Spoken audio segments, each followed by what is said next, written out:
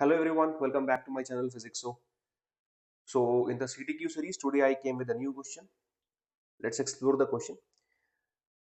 Find the minimum value of theta so that the rod will not slide and coefficient of friction between the rod and the ground is mu. तो ये ground मान लीजिए. So coefficient of friction mu दिया हुआ है, it's a thin rod, mass m and length l दिया है, and this is a theta. We have to find this minimum value of theta कि ये rod जो है वो slide ना करे. And यहाँ पर हमने इसको smooth कर रखा है. Okay. So those who are preparing for JEE mains examination and NEET, both aspirants can watch this video. So detail में सॉल्यूशन को देखते हैं, बहुत सारे कॉन्सेप्ट भी आएंगे उसको. So try to see the full video. तो देखिए मैं डायग्राम में आपको दिखाता हूँ. सबसे पहले तो मुझे ड्रॉ करना पड़ेगा free body diagram of rod. कितने फोर्स लग रहे हैं रॉड पे. तो आई कैन से कि यहाँ पर एक कॉन्टैक्ट है, तो यहाँ पे एक नॉर्मल फोर्स लग रहा होगा रॉड पे. इसको मैं N1 बोल देता हूँ. सिमिलरली यहाँ पर भी एक नॉर्मल फोर्स लग रहा होगा perpendicular to the contacting surface होता है, ये N2 मैंने बोल दिया. mg will be passing through centre of mass in downward direction, तो मैंने यहाँ पे mg. And friction is also there, so friction मैं लिख सकता हूँ. फ्रिक्शन यहाँ पे इस पॉइंट की टेंडेंसी, अगर ये फ्रिक्शन इसमें जीरो होता, अगर ये स्मूथ सरफेस होता, तो ये पॉइंट की टेंडेंसी राइट में होती. पर अभी ये स्लाइड नहीं कर रहा है, so friction will be opposite to the tendency of motion. So tendency इसकी राइट में होती, तो फ्रिक्शन यहाँ पे लगेगा पीछे की तरफ. Okay. So these forces are acting on the rod. Now I can say rod, यहाँ पे तो रॉड स्लाइड नहीं कर रहा, उसके लिए मुझे ये निकालना है थीटा कितना होगा. Okay. So I can say rod will not slide, that means it is in equilibrium, right? और अगर ये इक्विलिब्रियम में है, सो मैं बोल सकता हूं कि for equilibrium summation of net forces basically along x and along y, मैं सिंपल नेट लिख रहा हूं, equal to zero and net torque is also zero. Okay.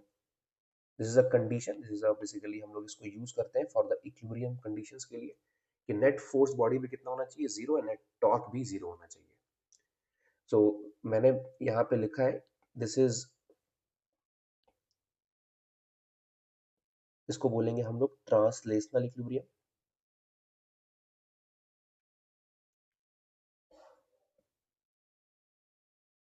And this one is rotational equilibrium. Okay.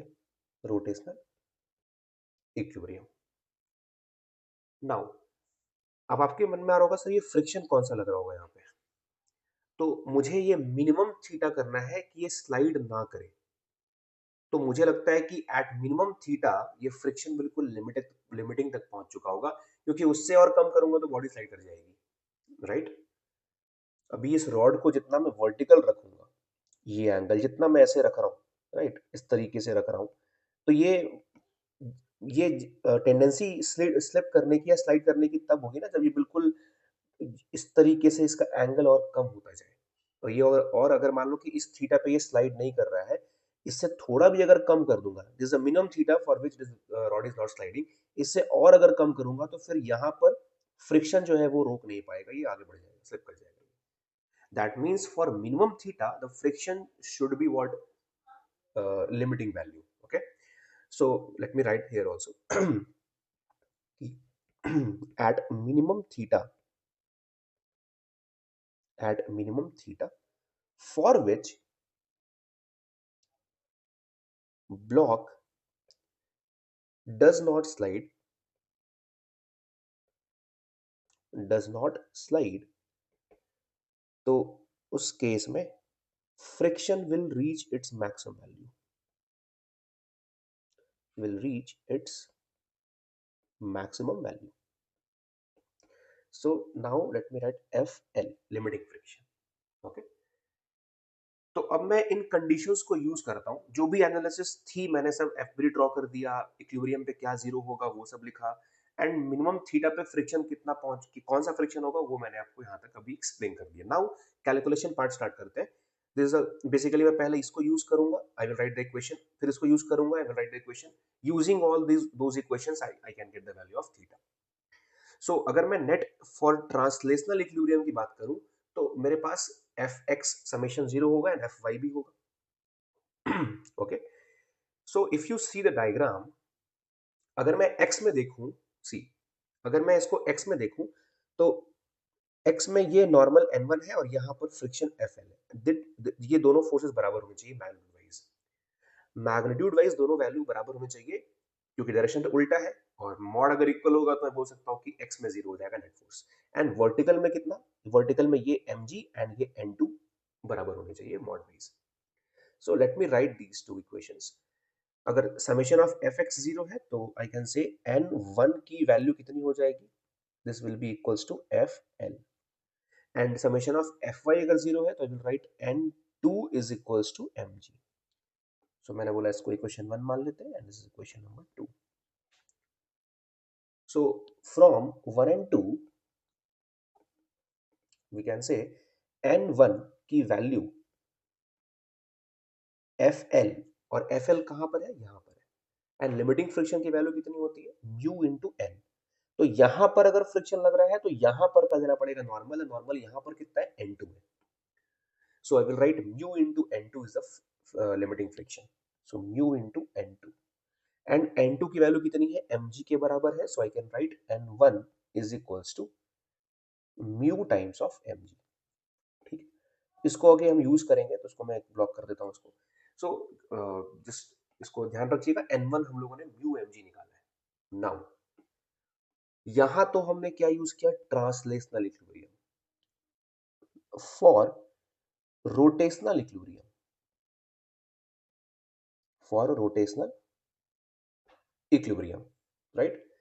For rotational equilibrium बोल सकता हूं कि net torque जो होगा वो कितना होगा, जीरो होगा। ऊपर हम लोगों ने मेंशन कर रखा है, लेकिन वेरी इंपॉर्टेंट, लिसन केयरफुली। अगर सिस्टम पे नेट फोर्स जीरो है, यहां पर सिस्टम में रॉड को लेके चल रहा हूं, तो रॉड पर अगर नेट फोर्स जीरो है तो मैं टॉर्क किसी भी पॉइंट के अबाउट निकालूंगा, पूरे यूनिवर्स में किसी भी पॉइंट के अबाउट निकालूंगा, सेम वैल्यू आएगी। This is basically the concept कि whenever the net force on a body is zero, then the torque about any point in the universe is zero. Sorry, zero mean same. अगर zero है तो zero होगा, यहाँ के तो zero है तो हर पॉइंट के अबाउट जीरो होगा। अदरवाइज अगर कुछ वैल्यू आ रही होगी तो वो हर एक पॉइंट के अबाउट सेम वैल्यू आएगी। लेकिन ये कब होगा, जब बॉडी पे सिस्टम पे नेट फोर्स जीरो है। तो मैंने उसको यहाँ पे लिख रखा है कि as a net force is equals to zero, then the torque about any point in the universe will be same. So we will choose that point through which maximum force is passing, because the torque of those forces about that point will be zero. I mean to say कि अगर सारे point के about torque लेने पे same value आएगी तो मैं ऐसा पॉइंट चूज करूंगा ना जहां से मैक्सिमम फोर्सेस जो बॉडी पे लग रहे हैं वो पास हो रहे हो। क्योंकि अगर वो उसी पॉइंट से पास कर रहे हैं जिस पॉइंट के अबाउट मुझे टॉर्क निकालना है, तो मैं बोल सकता हूँ कि उन सारे फोर्सेस का टॉर्क जीरो हो जाएगा, तो कैलकुलेशन थोड़ा इजी हो जाएगा, राइट। सो अगर तुम डायग्राम में, ये डायग्राम मैंने यहाँ पे नीचे बना रखा है, see if you see diagram, मुझे लगता है कि अगर मैंने इसको पॉइंट मान लिया, ये ए पॉइंट इज बी पॉइंट, मेरे हिसाब से जो ज्यादा बेनिफिशियल जो है वो बी पॉइंट है चूज करना, क्योंकि बी पॉइंट से ही दो फोर्सेस पास कर रहे हैं, फ्रिक्शन एंड n2। इन दोनों का टॉर्क जो है वो बी पॉइंट के अबाउट जीरो हो जाएगा। तो मैंने यहाँ पे लिख रखा है torque about point B zero. Now कौन से फोर्स बच गए, ये n1 बच गया और ये mg बच गया, बाकी तो ये दोनों चले गए। अब आपको टॉर्क लिखना आना चाहिए। टॉर्क का फॉर्मूला r क्रॉस f, या बोल सकते हैं r perpendicular f। Normal force इस तरह से है और बी पॉइंट यहाँ है, तो इस लाइन ऑफ एक्शन से अगर आप बी पॉइंट का परपेंडिकुलर डिस्टेंस देखेंगे तो ये आएगा। ये लेंथ l है, this is theta, so it will B l sin theta, right. So I can से this is r perpendicular for n1 force will be l sin theta। And if you observe for the mg, मुझे लगता है कि ये mg force यहां से इस तरीके से है, तो mg फोर्स का b पॉइंट से परपेंडिकुलर डिस्टेंस होगा वो ये वाला वैल्यू होगा, दिस वन। ये mg है यहां से, तो ये होगा। एंड व्हाट इज दिस, तो ये कंप्लीट लेंथ l/2 है, यहां से लेकर के यहां तक का l/2, and this is theta, so it will be l/2 cos theta, right. So यहां से मैं यहां पे ड्रॉ कर देता हूं, this is l/2 cos theta, right. So just write down the value of torque, and obviously torque zero होना है, तो जो भी टॉर्क इसका होगा मैग्नीट्यूड वाइज mg का टॉर्क भी उतना ही होगा, क्योंकि इसका सेंस b पॉइंट के अबाउट क्लॉकवाइज है और mg का टॉर्क इस पॉइंट के अबाउट एंटी क्लॉक है। सो दोनों मिलके जीरो होने ही पड़ेंगे क्योंकि इक्विलिब्रियम में है। तो मैं मैग्नीट्यूड वाइज टॉर्क इक्वल कर देता हूं, सो आई कैन से n1 into l sin theta, ये f है, ये r परपेंडिकुलर, तो and that is equals to mg into l/2 cos theta, ये mg है and is r perpendicular l/2 cos theta. तो सिंप्लीफाई कर लेंगे, n1 की वैल्यू हमको पता है, ऊपर में हम लोगों ने अभी इसको निकाल रखा था, n1 की value see here, n1 is mu times of mg, सो मैं यहाँ सब्स्टिट्यूट कर देता हूँ वैल्यू को। सो it will B mu times of mg into l sin theta, and that is equals to mg into l/2 cos theta. So from here mg and mg will get cancel, length और length भी cancel हो गए यहाँ से। So मुझे angle निकालना था, so I can say tan theta की वैल्यू आ जाएगी 1/2 म्यू।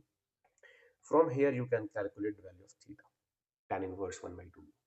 एंड ऑब्जर्व, अगर आप ये रिजल्ट याद रखें तो अगर फॉर एग्जांपल म्यू की वैल्यू मैंने बोली 0.5 है, तो 0.5 पुट करते एंगल कितना हो जाएगा 45, इससे कम पे बॉडी स्लाइड कर जाएगी, राइट। अगर 0.5 कर दूंगा तो ये 1 हो जाएगा, and tan theta equal to 1 कब होता है 45 डिग्री एंगल पे।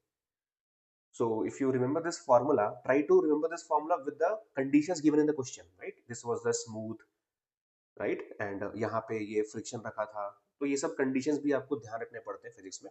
जब आप कोई फॉर्मूला याद कर रहे हैं तो आप ट्राई कीजिएगा कि फॉर्मूले याद करने के पीछे कंडीशंस क्या दिया हुआ है फिगर में, फिगर क्या है, एंगल थीटा कहाँ पे है, this theta is this one basically, right. यहाँ पे अगर कुछ देगा तो फिर 90 माइनस करना पड़ेगा, तो everything you have to keep in mind, right. So hope you like this video, हम लोगों ने क्वेश्चन सॉल्व किया, डिटेल इन्फॉर्मेशन दिया मैंने आपको, इसलिए वीडियो लंबा जाता है, अदरवाइज अगर आप प्रैक्टिस में है, काफी अच्छे तरीके से कर रहे हैं प्रैक्टिस, तो I don't think it will take 1 to 2, मतलब hardly it will take 2 minutes maximum max, right, solve करने के लिए। So hope you enjoyed this video, है ना, and those who are new to this channel please subscribe कर लीजिए, like कर दीजिए इस वीडियो को, शेयर कर दीजिए, ताकि जो भी ये नए क्वेश्चंस मैं डालूं आपके पास वो नोटिफिकेशन पहुंच जाए। Okay, thank you so much.